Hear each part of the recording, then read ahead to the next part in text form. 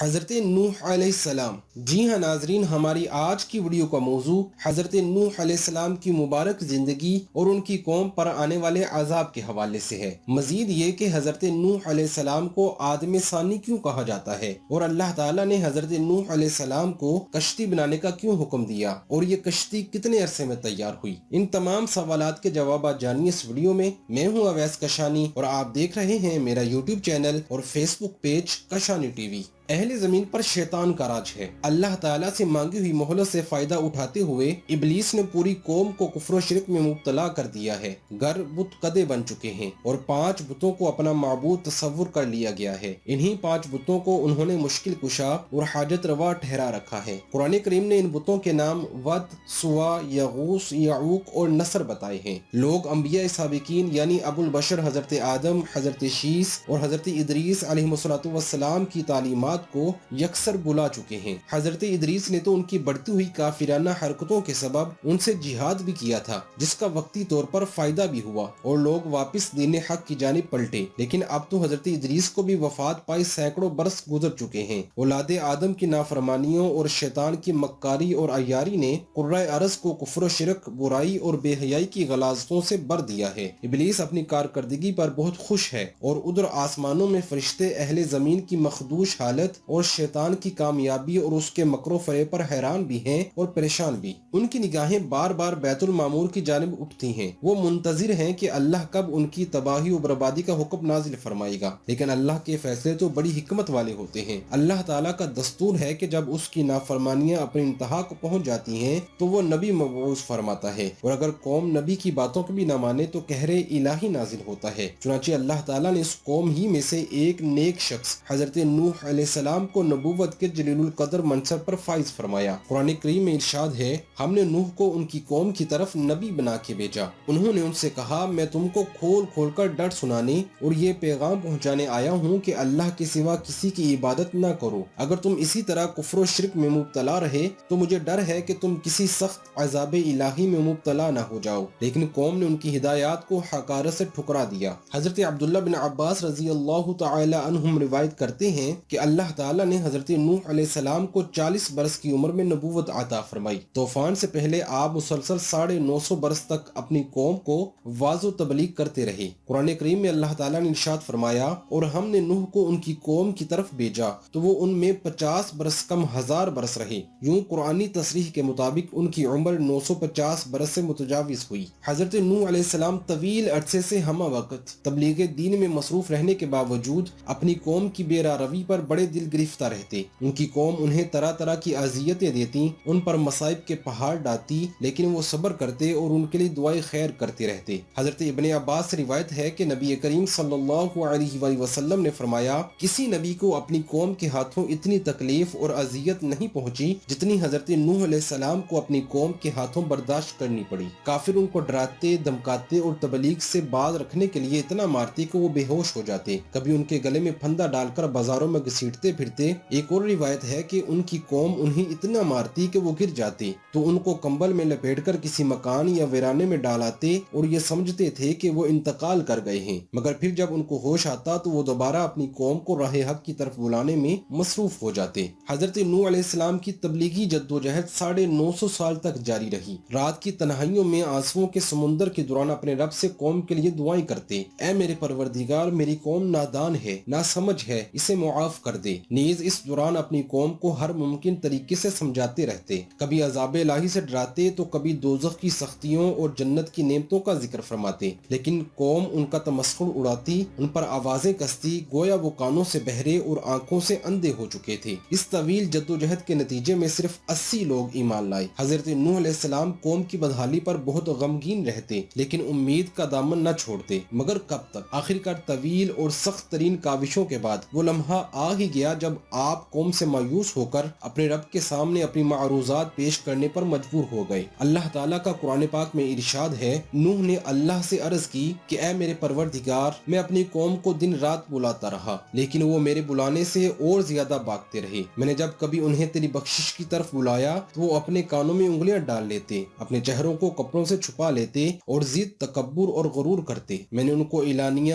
خفیہ، غرض ہر طریقے سے سمجھایا اور کہا کہ اپنے پروردگار پروردگار سے معافی مانگو کہ وہ بڑا معاف کرنے والا ہے، وہ تم پر آسمان سے پانی برسائے گا، تمہارے مال و اولاد میں ترقی دے گا اور تمہیں باغ عطا کرے گا اور تمہارے لیے نہریں بہا دے گا۔ آخر تم کو کیا ہوا ہے کہ تم اللہ کی عظمت کا اعتقاد نہیں رکھتے، حالانکہ اس نے تم کو کئی طرح سے بنایا ہے؟ کیا دیکھتے نہیں ہو کہ اللہ نے کس طرح 7 آسمان اوپر تلے بنائے ہیں اور ان میں چاند کو خوب جگمگاتا ہوا اور سورج کو چراغ بنایا، اور اللہ ہی نے تم کو زمین سے ایک خاص طریقے سے پیدا کیا ہے، پھر وہ تمہیں اس زمین میں واپس لے جائے گا اور اس سے یکا یک تم کو نکال کھڑا کر دے گا۔ اللہ نے زمین کو تمہارے لیے فرش کی طرح بچھا دیا تاکہ تم اس کے اندر کھلے راستوں میں چلو۔ نوح نے کہا، اے میرے رب، انہوں نے میری بات رد کر دی اور ان رئیسوں کی پیروی کی جو مال اور اولاد پا کر اور زیادہ نامراد ہو گئے۔ ان لوگوں نے بڑا باری مکر کا جال پھیلا رکھا ہے۔ رئیسوں نے کہا، اپنے معبودوں کو ہرگز نہ چھوڑنا اور ود اور سوا اور یغوث اور یعوق اور نصر کو کبھی ترک نہ کرنا، انہوں نے بہت لوگوں کو گمراہ کیا ہے، اور تو بھی ان ظالموں کو گمراہی کے سوا کسی چیز میں ترقی نہ دے۔ آخر وہ اپنے گناہوں کے سبب پہلے غرق کر دیے گئے، پھر آگ میں ڈال دیے گئے، تو انہوں نے اللہ کے سوا کسی کو اپنا مددگار نہ پایا۔ اور نوح نے دعا کی کہ اے میرے پروردگار، کسی کافر کو روئے زمین پر بسنے والا نہ چھوڑ، اگر تو نے ان کو چھوڑ دیا تو یہ تیرے بندوں کو گمراہ کریں گے، اور ان کی نسل سے جو بھی پیدا ہوگا وہ بھی بدکار اور سخت کافر ہی ہوگا۔ اے میرے پروردگار، مجھ کو، میرے والدین کو اور ہر اس شخص کو جو میرے گھر میں مومن کی حیثیت سے داخل ہوا ہے، اور سب مومن مردوں اور عورتوں کو معاف کر دے اور ظالموں کے لیے اور زیادہ تباہی بڑھا۔ حضرت نوح علیہ السلام کی گزارشات بارگاہ خداوندی میں قبول فرما لی گئیں اور اللہ تعالیٰ نے ان کی طرف وحی نازل فرمائی۔ قرآن کریم میں ارشاد ہے، اور نوح کی طرف وحی کی گئی کہ تمہاری قوم میں جو لوگ ایمان لا چکے ہیں ان کے سوا اب اور کوئی ایمان نہیں لائے گا، تو جو یہ کام کر رہے ہیں ان کی وجہ سے غم نہ کھاؤ، اور ایک کشتی ہمارے حکم سے ہمارے روبرو بناؤ، اور ان کافروں سے متعلق اب کوئی گفتگو ہم سے نہ کرنا، کیونکہ یہ سب لازمی طور پر غرق کر دیے جائیں گے۔ ابن کثیر نے لکھا ہے کہ بعض بزرگوں کے مطابق اللہ تعالیٰ نے حضرت نوح علیہ السلام کو یہ حکم بھی فرمایا کہ فلاں درخت اگاؤ جس سے کشتی بنائی جائے گی، تو حضرت نوح علیہ السلام نے وہ درخت اگایا اور 100 سال تک اس کا انتظار کیا، پھر اس کو کاٹ کر چھیلا اور ہموار کیا۔ اس میں بھی ایک قول کے مطابق 100 سال اور دوسرے قول کے مطابق 40 سال کا عرصہ لگ گیا۔ ایک قول کے مطابق وہ لکڑی ساگوان کی تھی اور دوسرے قول کے مطابق وہ صنوبر کے درخت کی تھی۔ حضرت ابن عباس رضی اللہ تعالی عنہ سے مروی ہے کہ اس کشتی کی لمبائی 1200 گز اور چوڑائی 600 گز تھی۔ ایک اور قول کے مطابق لمبائی 2000 گز اور چوڑائی 100 گز تھی۔ حضرت سوری رحمۃ اللہ علیہ فرماتے ہیں کہ حضرت نوح کو کشتی کے اندرونی اور بیرونی حصوں میں تارکول اچھی طرح سے ملنے کا حکم ملا تھا، اور ہدایت کی گئی تھی کہ کشتی کے سامنے کا حصہ بلندی کو اٹھا ہوا ہو تاکہ وہ پانی کو چیر سکے۔ اس کشتی کی اونچائی 30 گز تھی اور اس میں 3 منزلیں تھیں۔ کشتی کے اوپر ایک ڈھکن تھا جس سے وہ بند کر دی جاتی تھی، گویا آج کے زمانے کے مطابق وہ ایک عظیم آبدوز تھی۔ حضرت نوح علیہ السلام کشتی بنانے میں مصروف تھے۔ قوم کے سردار آپ کے پاس گزرتے تو ہنستے، مذاق اڑاتے اور آوازیں کستے، یہاں تک کہ کشتی تیار ہو گئی، اور جب عذاب الہی کا وقت آیا تو اللہ تعالیٰ نے حکم دیا کہ ہر قسم کے جانوروں کا ایک ایک جوڑا اس میں رکھ لو، اور جو لوگ ایمان لائے ہیں انہیں بھی سوار کر لو۔ حضرت نوح علیہ السلام نے احکام خداوندی کے مطابق سب کو سوار کر لیا اور عبادت الہی میں مصروف ہو گئے۔ آخر کار طوفان کے آثار ظاہر ہونے لگے اور دیکھتے ہی دیکھتے زمین کے ہر گوشے سے پانی ابلنے لگا۔ آسمان سے قیامت خیز بارش ہر شے کو بہانے لگی، گویا قیامت کا منظر تھا۔ کشتی طوفان کی پہاڑ جیسی اونچی لہروں پر تیر رہی تھی۔ حضرت نوح علیہ السلام نے اپنے بیٹے کنعان کو دیکھا جو ایک اونچے مقام پر موجود تھا۔ انہوں نے کہا، اے بیٹے، ہمارے ساتھ کشتی میں سوار ہو جاؤ اور کافروں کے ساتھ نہ رہو۔ اس نے کہا، ابا میری فکر نہ کرو، میں ابھی سب سے اونچے پہاڑ پر چڑھ جاؤں گا اور پانی سے بچ جاؤں گا۔ حضرت نوح علیہ السلام نے کہا،